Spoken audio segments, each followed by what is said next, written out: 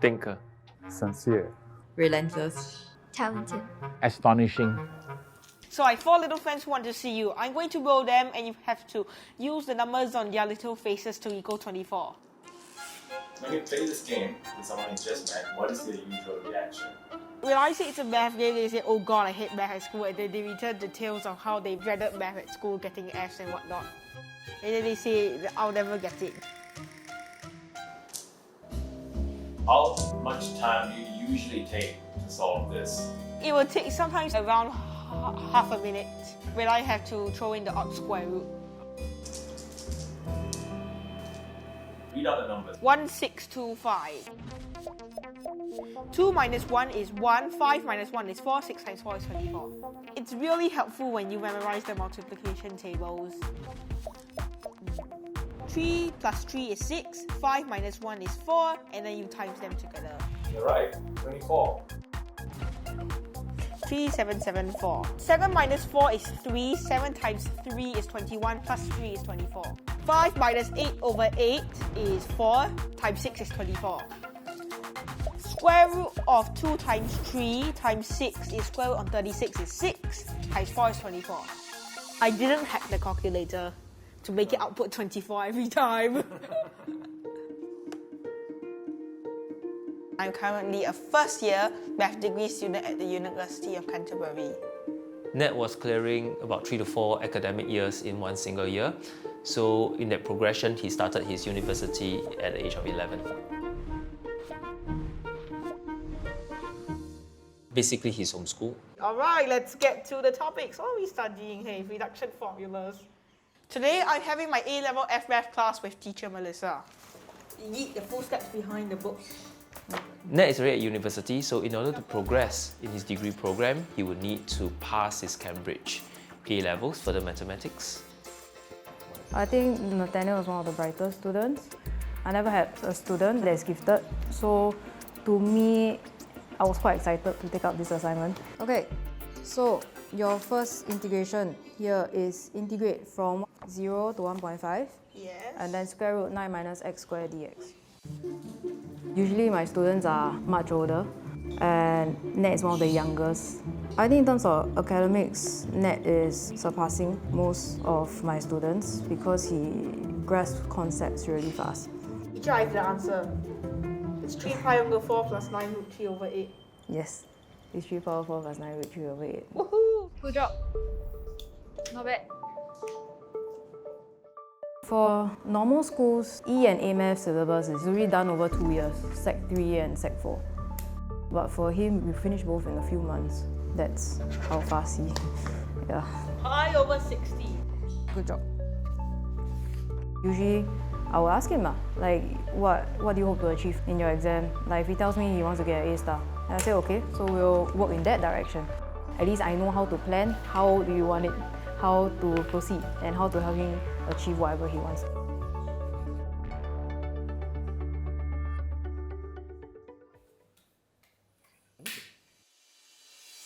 This is a shuffled deck of cards.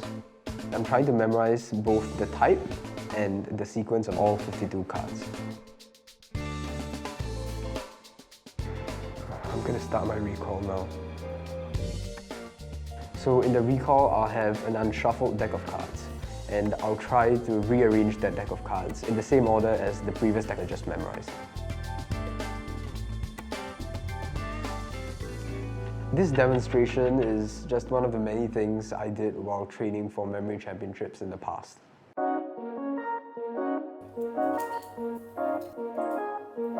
I help Dhruv to train, and sometimes I set him targets like timing. My best was, I think, 13 decks in 1 hour. All good. I'm a memory athlete. I used to represent Singapore in memory championships, and we memorized a lot of different types of information, like decks of cards, numbers, but I specialized in memorizing names and faces.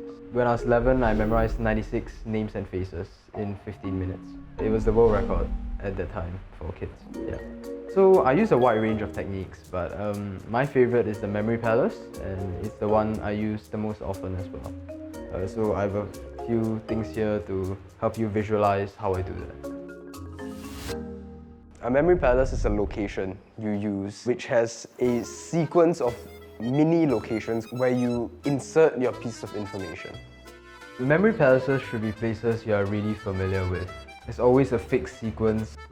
So for the first piece of information I see in a deck of cards, for example, I convert that card into an image, then I picture that image interacting with this door. Second image is a candle. So I picture the candle about to burn this entire tabletop down. The idea is to make every image as exaggerated or as wild as possible so that it sticks in your memory. I picture the subsequent cards interacting with these mini locations in a specific order. And that's how I memorize each card in a specific order. I kind of stumbled upon Memory Championships. In 2016, randomly there was an ad about the Singapore Memory Championships. My dad caught it and he asked me whether I wanted to join. On the first day of the competition, that's when I realized, oh, there are 10 events and you had to memorize names, faces, binary numbers, abstract images. It was also alien and new to me. I had a knack for certain events, like names and faces and random words. All of a sudden, he's number 3 in Singapore or something. It was shocking to us, as well as the organizers, because they didn't expect some random kid come in and, securing a place too, because people train for years for this competition. Then they invited us to represent Singapore in the World Memory Championship for that year. And we just randomly came in and managed to secure a gold and a bronze. Then the school resumed in January onwards next year. He's in P5. We kind of forgotten about it, to be frank. In 2017, once the school closed, he said that he wanted to go for the competition. That's when my dad actually helped me out. He scoured the internet for resources and he really helped me, put in place a training schedule. He trains a month, almost 8 hours a day he spent memorizing cards, remembering names and faces. We went to Jakarta for that World Memory Championship. My dad told me that I'd just broken the world record. And I was like, for what?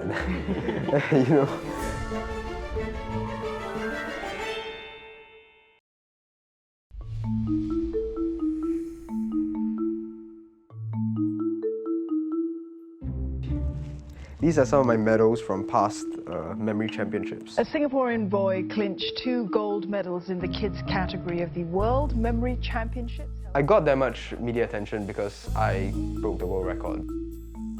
I think people were generally just interested in what this sport had to offer. And, a Singaporean breaking a record. That really, showed them that, hey, there's also a community like this in Singapore. The last competition I participated in was the 2018 ones, the 2018 World Memory Championships. After that, I moved on to secondary school. I expected a normal orientation, normal first day of school. But I was quite surprised by how many people knew what I had done. There were a lot of people talking about my exploits as, a memory champion. A lot of people assumed that I didn't have to study for anything. I just sort of took it as a joke, really. They see my results sometimes and they go, huh, why didn't you do so well?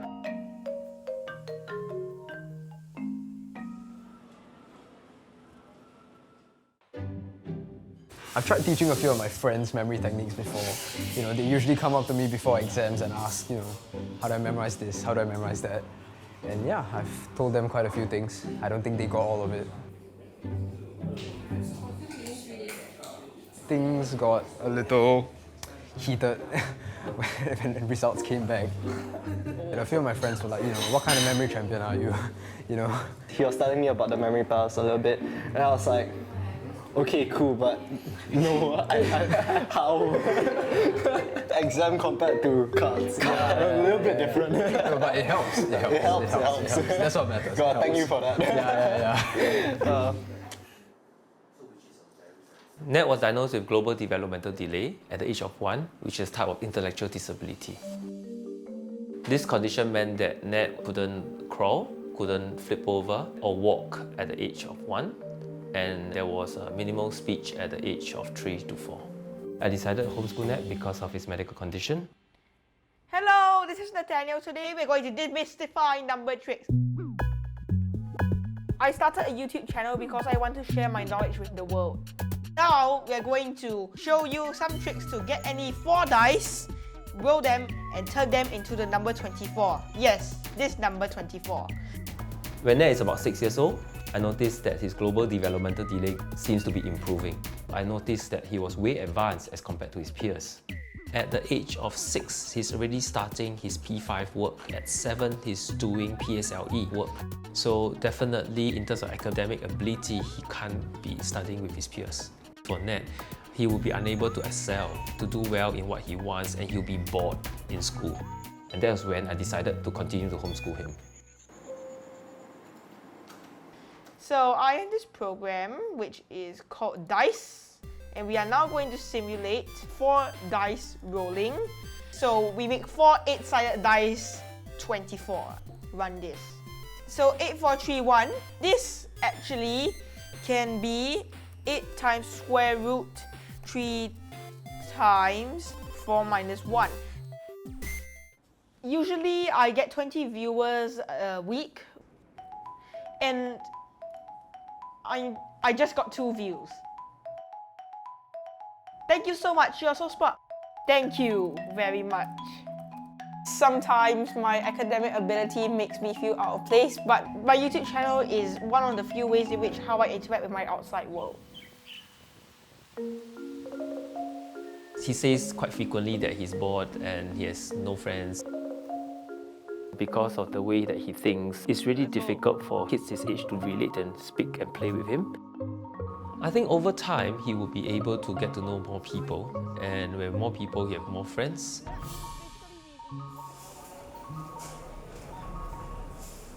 Okay, so first set of slides, it's on mind mapping. Okay. A gap semester is something our school organizes after our final exams, so that we have a bit more time to sort of pursue our passions. And I had the idea of, starting this workshop where primary school students could learn about memory techniques, right? So I will be helping Dhruv present. Yep. Basically, both of us will be going through the slides together, give some examples, etc.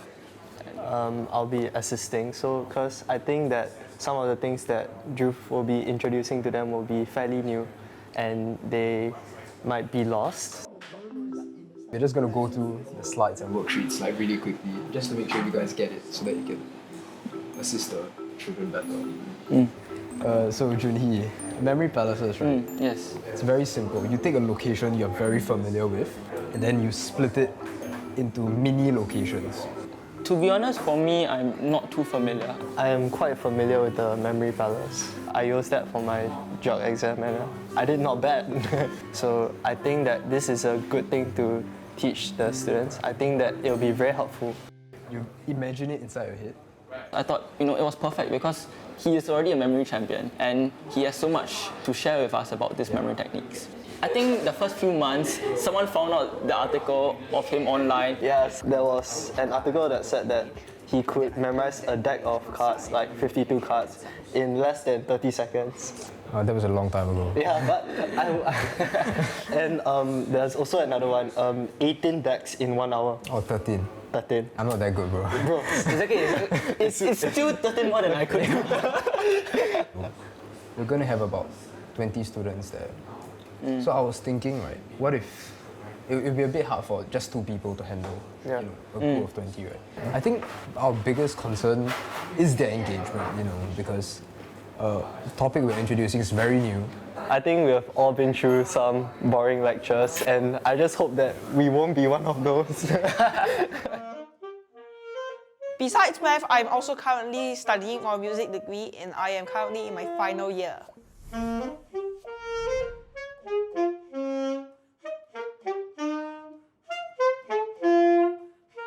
Nat generally loves challenges and he likes to pack his days full with lots and lots of activities because his mind is persistently moving.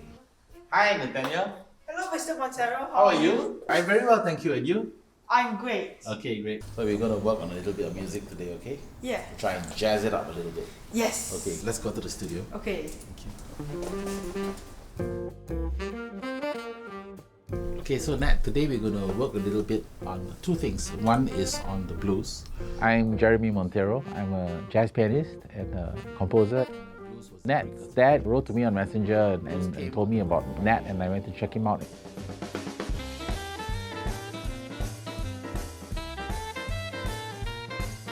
I saw some of the recordings of his composition being played by the British Orchestra. That was the first thing that struck me, and I thought, wow, you know, very advanced ability in composition. Chris asked me if I would try to spend some time teaching him. I said, well, I don't really take on students, but Nat is too special to not to try make some time. You know what the blues scale is? Let's say a blues in C. Can you show me? Exactly. So it was my parents' idea to learn under Mr. Montero. They felt I needed some different exposure. They figured that Mr. Montero might be a good person to approach because he's good in jazz. Okay, so I think it's very important to, whether you're a composer or a performer, to understand the blues. Would you like to play with me? I'll accompany you with the rhythm. You try and play some blues or based on the 12-bar blues. Yes. We'll try that, okay? A one.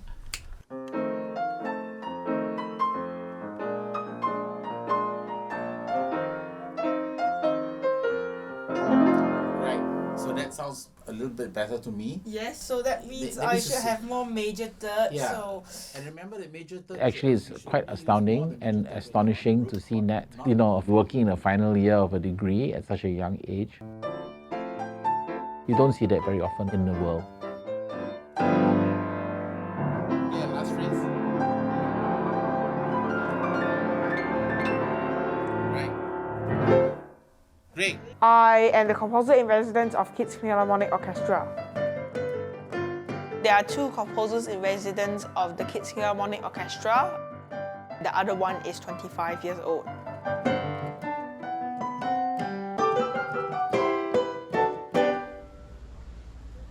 Maestro, here is the score that I think you are looking to perform for KPO's 10-year anniversary. Okay, thank you so much. It depicts the ever-growing community of young musicians who wish to join the KPO. Maybe we can start to rehearse a little bit, then you can see it and listen if you have any suggestion. Composer in residence for Kids Philharmonic Orchestra simply means that when they ask me for works, I will compose for them. I think his composer is quite above the age. It's very difficult to write symphony piece like this. His ideas also quite new. Not so many kids can do this. Nathanael, can you give me some ideas when they play this part? It's doing their very It's difficult like the background texture and the violas are holding the melody with the bassoons. So the violas need to be more prominent. I understand that there's only one violist in this rehearsal. Yeah, understood. Usually I don't attend their rehearsals, but when I do, I don't have the chance to mingle with them. I'm usually not a people person. I don't have enough opportunities to be in a social setting, and so if anybody wants to help me improve my social skills, I would gladly accept that.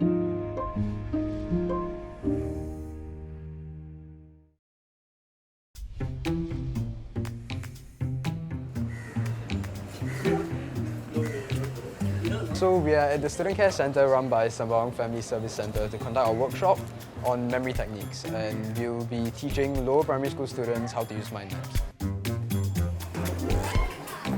Om and I will go to the other side. Okay, then we guys take this. Okay, this is good. I have this background in memory techniques. Some of my closest friends surprisingly turned out to, use some of the techniques as well. All of us came together. We could actually make this workshop a reality, and we're glad it's gotten this far. My brother had some time off school and decided to join me here. So yeah, it's a very pleasant surprise to see him here.